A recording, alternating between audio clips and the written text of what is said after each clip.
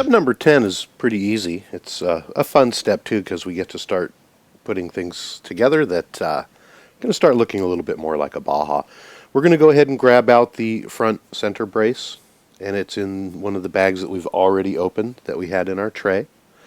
And you can see that there's a notch on here, and that is going to be considered the down. There is no front or back, it's universal. We're going to take out the two of the longer hinge pins. There's two sets in there, one shorter set, and we're going to use the longer set.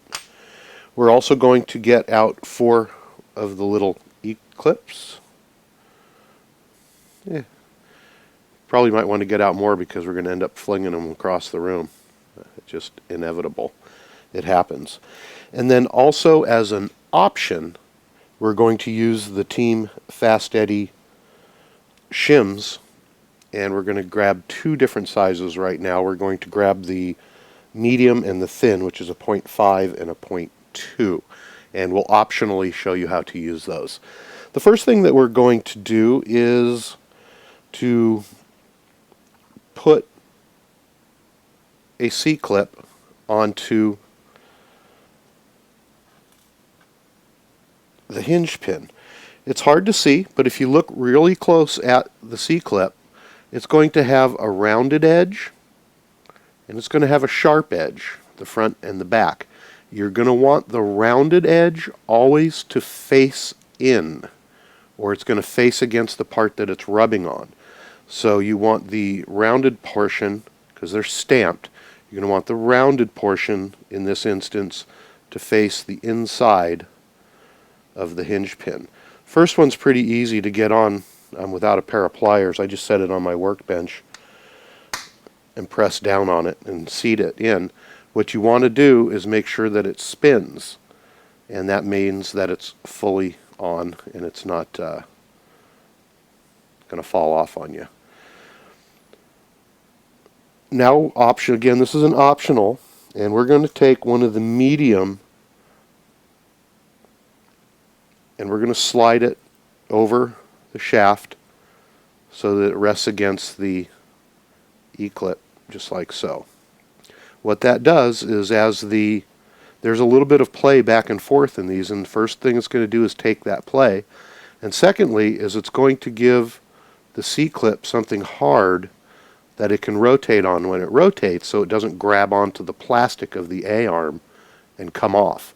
A small investment in a set of hinge pin shims is going to save you a lot of money, because these will pop off, the hinge pin will slide out, and you'll break other parts. So we believe it's important, but again, it's an optional step. So we're going to go ahead and do that on two of our units. And again, we're going to look for the rounded edge to point in. I love popping C-clips on. They go everywhere except for where you want them to go. Okay, we're going to look for the rounded edge. I'm going to just put that on my bench here. Press it on. Maybe. We could take up half the internet and YouTube with just trying to put C-clips on. There we go. Not quite on right. There, it popped into place. And now it rotates. And again, we're going to put optionally a 0.5 shim. At this point, we're going to install the A-arm onto our bulkhead. They're universal. It doesn't matter which one goes on which side, but you do want this unit to point down. That's our shock mount, and that's going to point down.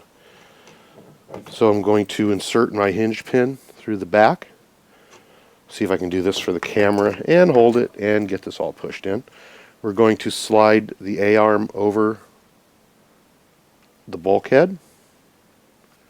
We're going to push that on through until the hinge pin slides out the front. We're going to go ahead and repeat that process on the second side. And that's what it's going to look like at this point. And again, you can see how these right up against the plastic instead of that C-clip, so as you're going up and down, it doesn't throw that C-clip. Okay, now we're going to put on the front brace with the cutout going down. That's going to slide over the hinge pins. We're going to push those forward, and we're going to go ahead and install a C-clip onto the front of the hinge pins. Now again, optionally, you can put the shims on there. We're going to peek in here, and we're going to see that there's really not that much of a gap, so we're going to go with a thinner one this time. And I'm going to slip the thinner one right over here. Make sure it goes over the hinge pin. And then at this point, we're going to go ahead and install a C-clip. And again, make sure that that rounded edge points towards the inside. Now you can laugh at me as I fling some C-clips. Oh, look at that. Went right on. Gonna make sure it's all the way clipped in. And to do that, we're going to spin it. And it's not spinning, it's coming off, which means it's not all the way on. So,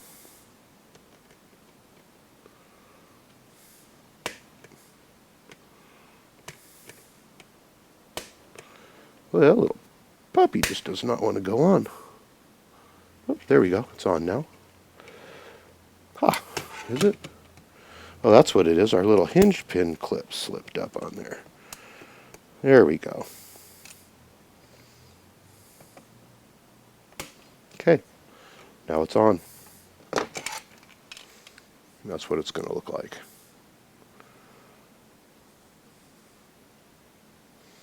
Let's go ahead and repeat the process on the second side.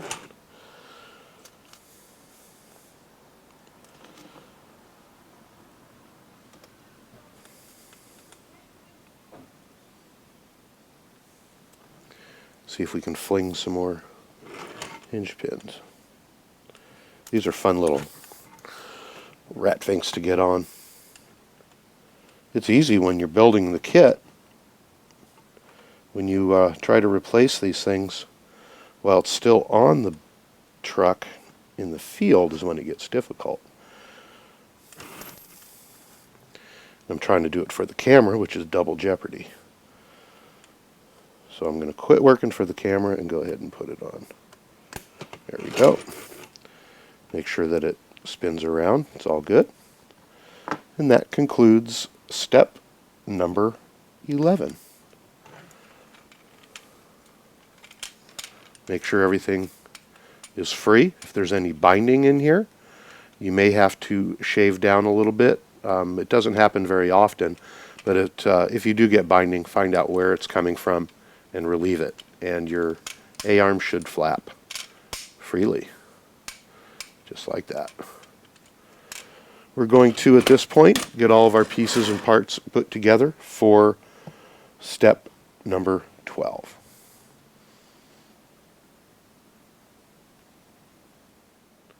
Step number 12 is a very, very simple process.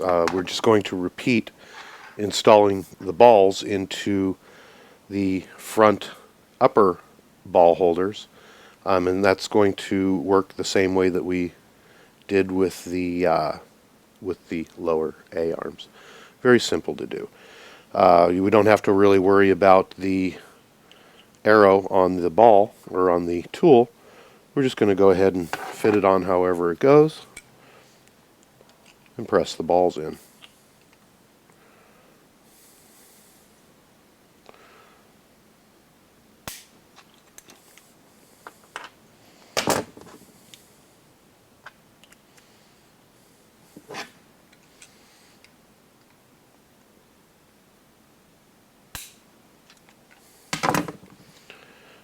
Going to want to make sure that there's no binding.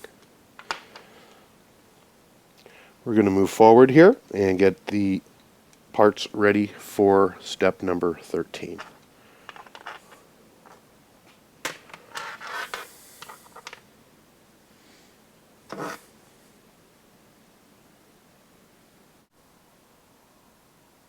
Moving on to step number 13, We're going to go ahead and trim out all of the excess parts out of our upper A-arms for the front and trim off all of the tree spars and everything so that we have a nice clean A-arm to install.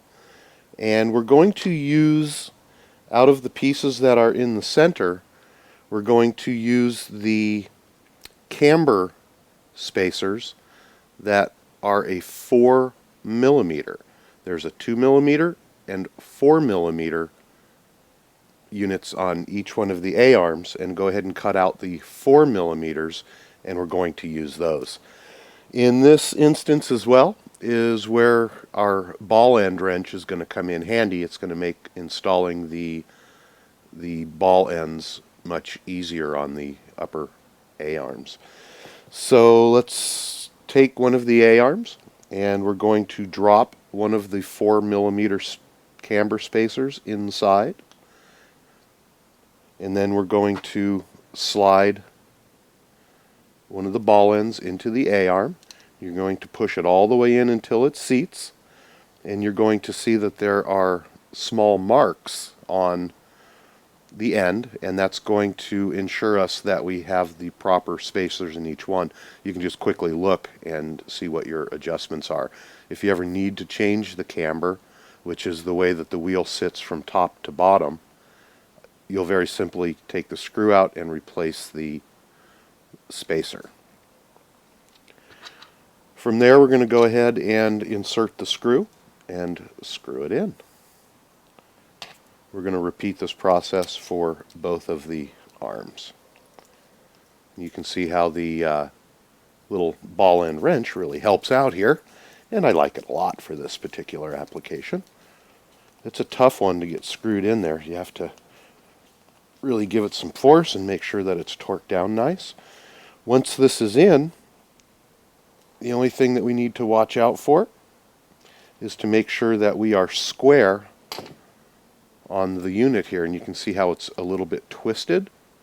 So we're going to straighten that out and make sure that it is square like so. You can see now that it's not tilted in any direction. So we're going to turn the camera off and repeat that process on the second unit. And then from there we're going to lay out our pieces for step number 14 and move forward.